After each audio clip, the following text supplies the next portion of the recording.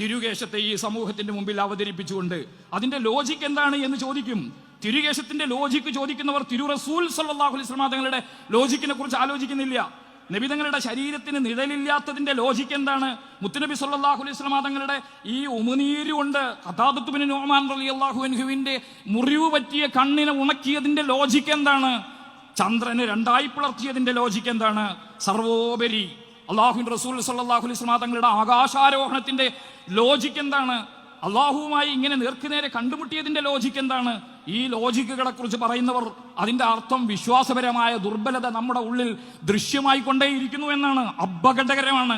അതിനെ തിരിച്ചറിഞ്ഞുകൊണ്ട് നെഞ്ചു നിവർത്തി ഈ പുതിയ കാലത്തും ശാസ്ത്രീയമായി അതിവേഗതയിൽ വളർന്നു വികസിച്ചു എന്ന് പറയുന്ന ഒരു കാലത്തും വിശ്വാസപരമായി നിങ്ങൾ പറയുന്ന അതേ 6-ാം നൂറ്റാണ്ടിൽ യാഥാസ്ഥികത്വം അതിനെ ഞങ്ങളെടുത്ത് ഞങ്ങളുടെ നെറുകയിലെ ഒരു പൊൻതൂവലായിട്ട് വെക്കും.